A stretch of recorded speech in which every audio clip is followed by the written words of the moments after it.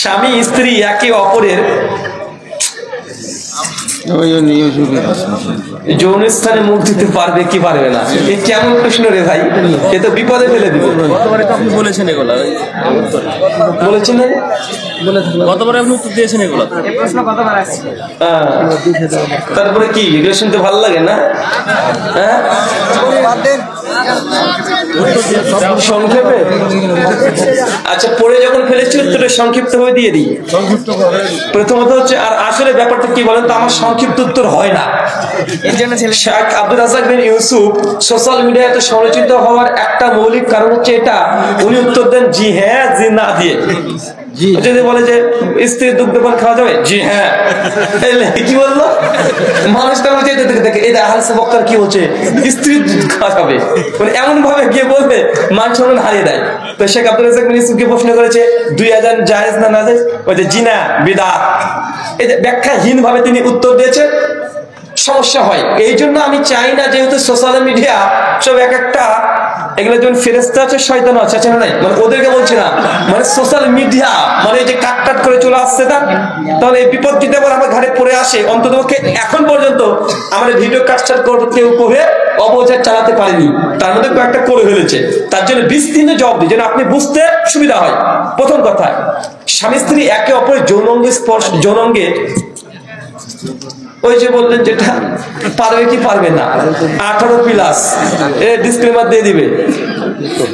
এখানে মূল কথা হচ্ছে, একটা হচ্ছে চুম্বন করা, একটা হচ্ছে টাচ করা, একটা মুখগহ্বরে প্রবেশ করা। হানাফি, শাফি, মালিকি, হাম্বলি সকলের ঐক্যমতে স্বামী স্ত্রী একে অপরের তার শরীরে যে কোনো জায়গাতে স্পর্শ করতে পারবে। 2, চুম্বন করতে পারবে যতক্ষণ না পর্যন্ত একে অপরের যোনিপথ বা প্যানিস এ দুটো ভেজা না থাকে। কথা বুঝতে পারলেন? যতক্ষণ ভেজা না আছে ততক্ষণ পর্যন্ত চুম্বন পর্যন্ত জায়েজ। আর সবচেয়ে যেটা আপনি প্রশ্ন করেছেন ওই জিনিস, এই জিনিসটা অধিকাংশ উলামাদের মতে উচিত নয়। এটা একজন মুমিন যে মুখ দিয়ে জিকির করে, এই জিকির, এই জিহ্বা দিয়ে নোংরা নাপাক জায়গাতে জিহ্বাকে টাচ করা উচিত নয়, কিন্তু হারামের কোনো দলিল নাই। কথা বুঝতে পারলেন? কেউ যদি করে ফেলে সে গুনাহ কাবিরা করেছে, এরকম কোনো দলিল কোরআন বা হাদিসে বা ফিকহের কোনো গ্রন্থে ডাইরেক্ট হারাম এরকম ফতোয়া নেই। বা ইমাম মালিকের নিকটে স্বামী স্ত্রী যদি চায়, এতে যদি তাদের উত্তেজনা বাড়াতে চায় করতে পারে, নাজায়েজ হারাম হবে না, তাই বিরত থাকাই ভালো। শুকরিয়া। আচ্ছা, আমার লেখা কিছু বই আছে। এক মুফতি শফিক হাসানের মিথ্যাচারের জবাব। শফিক হাসানকে চেনেন? ওই যে বগুড়া দই, ও একটা লিফলেট লিখেছিল, ওইটা জবাব দিয়েছিলাম। আরেকটা হচ্ছে আহলাদিস সালাফি দ্বন্দ্ব নিরসন, নেকামুল ফজিলত, তাকলিদ বিভ্রান্তি নিরসন, সালাতের দৃষ্টিতে রাফুলিয়া দেন। এই কটা দাম আছে এটা?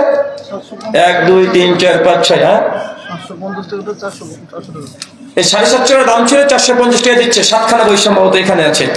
আর যারা হিন্দু ধর্ম নিয়ে পড়াশোনা করতে যাচ্ছেন, খ্রিস্টান ধর্ম, তুলনামূলক ধর্মতত্ত্ব খুব জানিয়েছেন যে ভাই হিন্দু ধর্ম খ্রিস্টান ধর্ম উপরে আপনারা পড়তে চান, দুটো ধর্ম উপরে দুটো বই অলরেডি এখন তো মার্কেটে চলে এসেছে। এটা হিন্দু ধর্মের উপরে হিন্দুদের 55টা অভিযোগের জবাব, আর এটা যে খ্রিস্টানদের বাইবেলে প্রায় 350 খানা ভুল।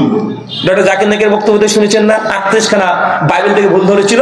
আমি ওই 38 খানা বাদ দিয়ে আরো 350 খানা এই বইটার মধ্যে বাইবেলের মধ্যে ভুল আছে, একদম রেফারেন্স সহ প্রায় 1000 রেফারেন্স বাইবেলের দিয়ে বইটাকে রচনা করা হয়েছে। যাদের প্রয়োজন হবে ইনশাআল্লাহ স্টেজে বাদিকে আছে, নিয়ে যাবেন।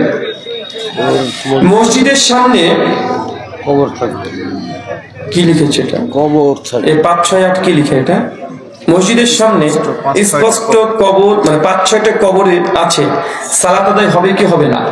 মসজিদের সামনে যদি মসজিদের প্রাঙ্গণেই হয়, দেখা যাচ্ছে ওযুখানা, ওই ওযুখানা ওই প্রাঙ্গণের মধ্যে এইদিকে ওযুখানা আছে আর এখানে 5 6টা কবর আছে, ওই মসজিদের সালাত হবে না।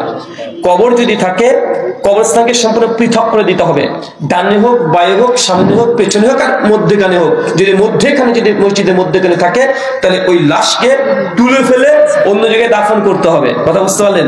এইভাবে শেখ আল্লামা নাসিরউদ্দিন আলবানী রাহিমাহুল্লাহ তার বিখ্যাত গ্রন্থ আছে এই বিষয়ের উপরে, কবর সংলগ্ন স্থানে নামাজের হুকুম।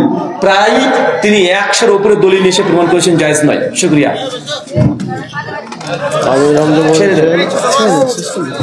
আমি সুন্নাত মানবো, মাযহাব হাদিস মানবো।